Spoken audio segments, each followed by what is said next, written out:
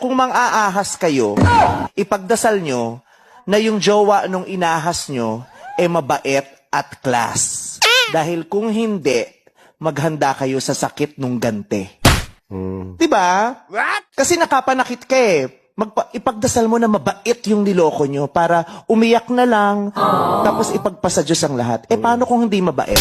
Paano kung katulad ko? Oh my. Darating sa buhay mo, ito tandaan mo to, darating sa buhay mo, mapupunta ka sa isang posisyon kung saan mo minsang nilagay ang ibang tao.